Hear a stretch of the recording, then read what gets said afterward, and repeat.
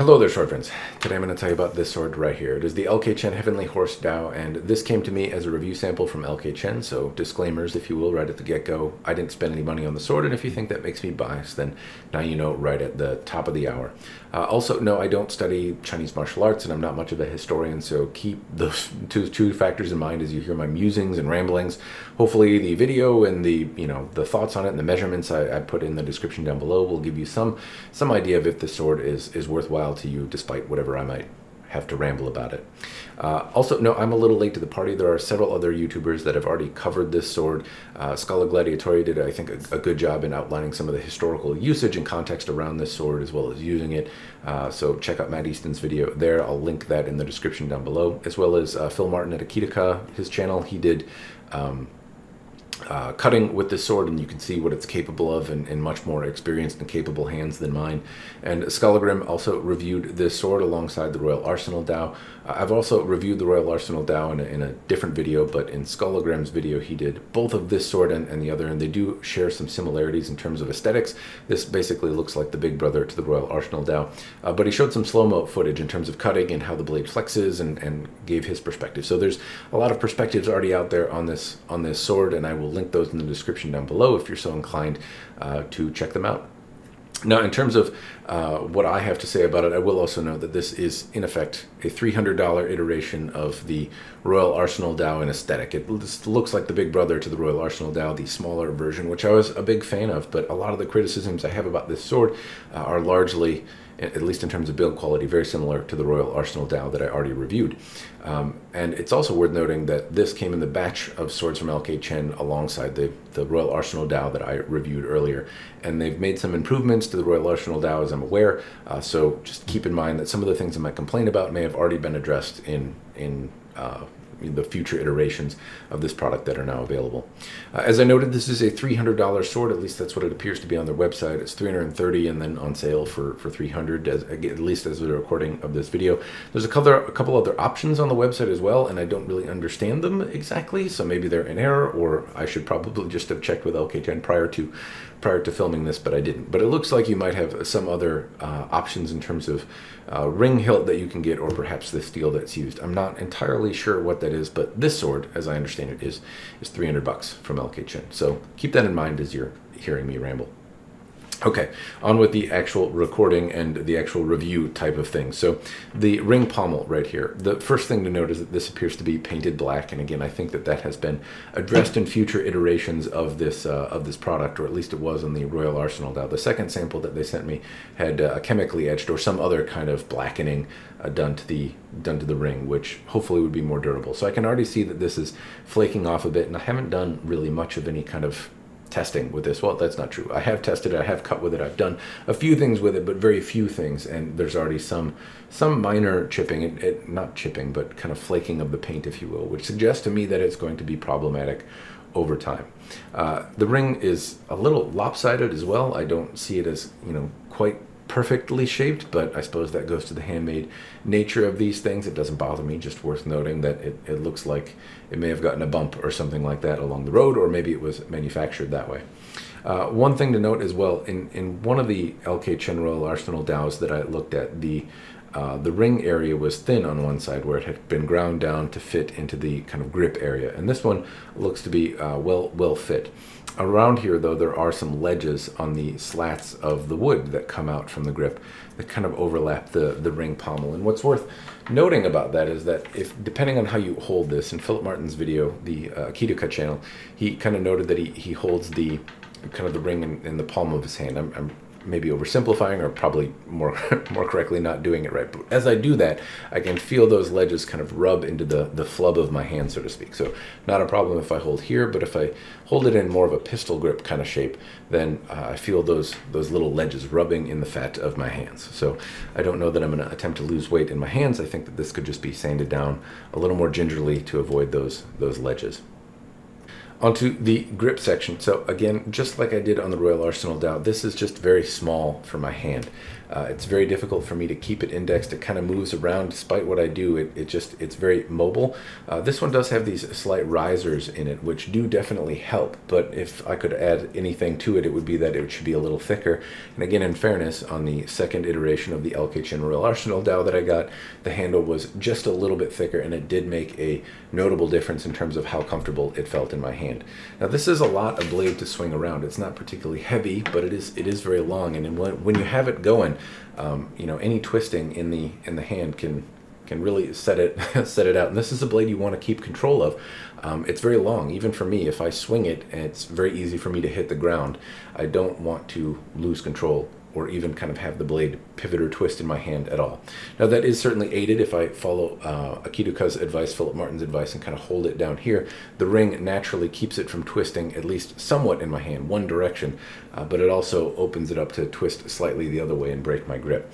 Anyway, a little more meat on the bone in terms of the grip would go a long way in terms of making it feel a little bit more comfortable in my hand. Other notes about the grip, obviously, there's risers, there's some thick cord, it looks like. I'm not sure if this is silk or what the material is. It's comfortable, it doesn't feel cheap or bad, and it does move in my hand ever so slightly. If I push on it, some of these kind of riser areas will move, but not so much that they give me any concern about coming unwrapped. The grip is also mostly kind of rectangular, so my fingers do fit reasonably well into the slots here, but it feels a little awkward mostly because of the size. It is easy to at least tell which side the edge is on, so to speak, though. I can definitely tell it's not a round handle. It is certainly rectangular. I can tell where the edge is. I just have trouble with my sausage hands really getting good purchase on the blade itself.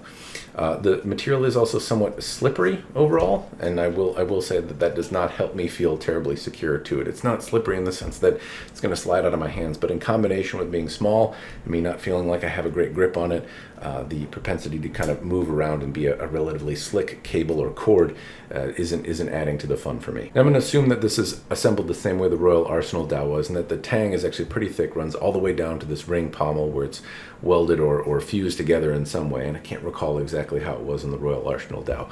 Then there are two scales or slats of wood glued on either side. I don't think there's a mechanical connection there. I think it was some sort of adhesive that was actually on there pretty good, and then it's bound in cord, and it also has this brass collar on it. Now, on the Royal Arsenal Dao, this little brass collar, when I was doing the abusive test, just kind of slid off and came out, and I don't know that this is necessarily giving me the impression that it's any more secure.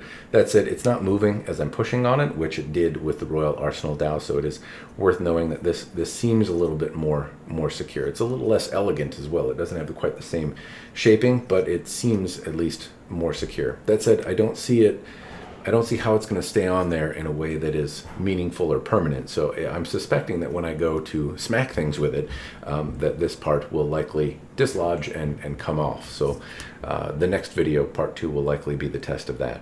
That said, it's probably perfectly historic. I know this is supposed to be the model or representative of a historical blade, and LK Chen does a pretty good job of showing the historical example they're trying to reference for this sword. So again, I'm sure it's historical, but in terms of usage in a modern context, I'm not sure that it's going to stay terribly secure. Though again, that's speculative at this point. All right, I'm going to go to the scabbard now. So first thing, does it rattle? A little bit, mostly towards the tip area, and it doesn't come out. At least if I turn it upside down, it doesn't, well, right away fall out generally.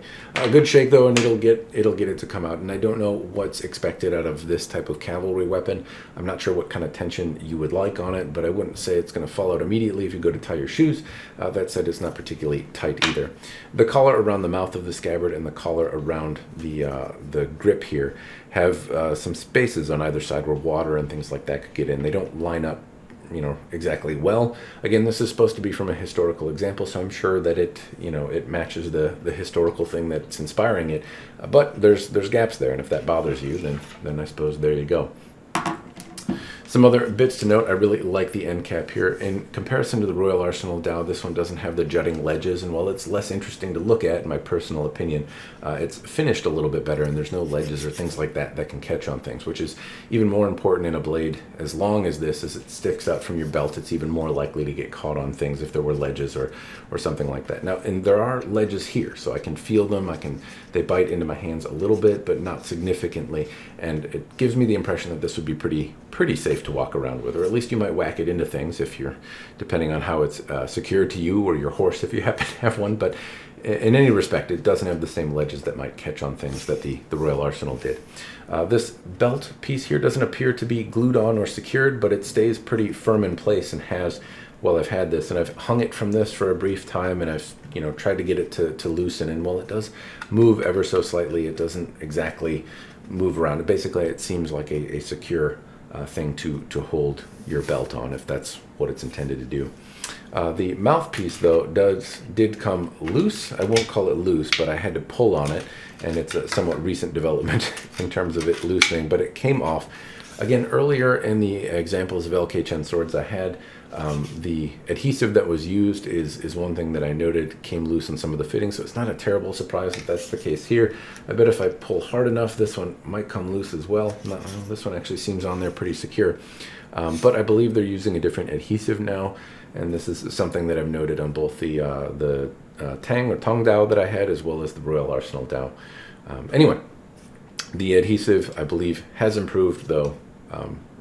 Keep that in mind anyway. You might want to make sure that they're using the newer adhesive if you're to get one. It's worth also noting that I live in a very cold climate, and these are made in not the same kind of climate. So it's possible that happened as it crossed the pond and went to a different climate. Anyway, one other bit to note here is that there's a lot of bubbling on the lacquer in this particular scabbard. And this is the only scabbard that I got from LK Chen that has, I believe, this issue. I want to say the other Royal Arsenal Dao that I got did not have it, or at least not to the same extent. But there's a lot of bubbling along the surface, and this is really a subpar job in terms of lacquering. If it was sanded and re-lacquered and then re-clear coated, I imagine it's fixable, suffice to say. And at a distance, you might not notice it, but up close, you can see there's a lot of imperfections along the surface of the lacquer, and that's unfortunate because it isn't the case on the other scabbards that they have. And this doesn't look like it happened, in transit. I'm venturing to guess that it didn't bubble up like this and that it just came out of the factory this way. Anyway, some blemishes on the lacquer. Whether or not you care about that, again, in a $300 price point for a sword like this, it's tough to expect perfection, though I would say that this is a bit of an oversight. And in fairness, also, I don't want to make excuses for LK Chen, but I've fortunately had a number of samples from them, and it doesn't seem to be a consistent problem with the swords. This seems to be the outlier in terms of not great lacquering on the scabbard. Other than that, shaping, it's nice. It's thin, it's held together pretty well, and while I haven't exactly tested it to failure or anything, it seems to be a reasonably durable in terms of wood, and shapely and nice looking as well. All right, the blade, the pointy stabby part. So excuse the lines and things like that I have on here. These are the markings that I put on when I do the weapon dynamics computer. These little ticks on here help me figure out as I'm trying to do the kind of waggly test to see where the pivot points and things like that are. Using a silver Sharpie and then cleaning it off with a rag and oil or some sort of mild polish seems to be the safest way that I can put those marks on. So that's what those are. I can turn it this way though, so you don't have to look at them. So sharpness-wise, this is not particularly sharp. It's sharp enough where I wouldn't want to, quickly run my fingers across it, but I did not have a lot of luck in terms of cutting with it. And the Royal Arsenal Dao that I had was effectively the same thing. And there are spots on it that are sharper. I want to say right in this area it feels the sharpest, and then it gets kind of gradually duller. And right above the grip is kind of the dullest, which is actually maybe safe because there's nothing keeping your hand from really sliding up. So sharpness is not exactly great, though it didn't take much for me to sharpen the edge on the Royal Arsenal Dao, and then it was much keener and much easier for me to cut with. I never had the same level of success cutting with this sword or any of the others, frankly, as Mr. Martin did at the Aikidoka channel, but suffice to say, they do take an edge reasonably well. It wasn't terribly difficult for me to put on, and then the results were definitely superior with a good edge, and the steel that was used seemed to hold an edge reasonably well. Other things to note about the sword that I do find interesting, so it starts off thick and then gets thinner. We generally call it distal taper here, though just knowing that the taper going across the plane of the blade is, well, marked below. I've taken it like every 10 inches and then just before the tip, so you can kind of see how gradual the distal taper is. There is also a fuller, or at least some sort of hollow grinding that happens all the way up the edge, and this is where I notice the rippling in the surface of the steel. This one has an awful lot of it, and it looks like that when somebody's kind of grinding it, presumably along a wheel or something like that, that it shakes a little bit. So there's a lot of imperfections and ripples along the surface of this blade where there are not on many of the other LK Chen swords that I've had. But it does make for an elegant shape. Having this fuller likely lightens the weight, and it certainly is aesthetically pleasing, and I believe that is likely how the historic ones are made, so that's why they're putting it on here. It's got a simple kind of beveled edge here. It's got a high bevel and then runs. I don't see any secondary bevel, though one might need to get put on if you put a better tip on it. And then it has basically a similar shape to the Royal Arsenal, and I keep comparing it to the Royal Arsenal. There's just so much that's similar to it. It has a slight recurve, as in it's pitching forward ever so slightly. It has that same kind of shallow fuller running the length of the blade all the way up to the tip. It has the same kind of edge, the same kind of tip, and the same kind of general ring Dao type design to it. And where they really differ is that the Royal Arsenal Dao, in terms of feeling, felt like something I could recommend to anyone. It felt like an instantly connected, sword. You wouldn't have to be a historical enthusiast to hand it to somebody, and it instantly feels like a weapon in your hand, something that you don't need training to use. It's a sharp stick that you whack at the other guy. It was really light. This is the antithesis of that. As I hold this in my hand, it makes me think I better learn how to hold this and use it. It feels uncomfortable and unwieldy. It wants to jump out of my hand. I wouldn't feel comfortable using this in battle without first understanding how to do it. It would make me even more nervous on a horse. Now, I don't really know how to ride a horse, but I would be very concerned about hitting the horse.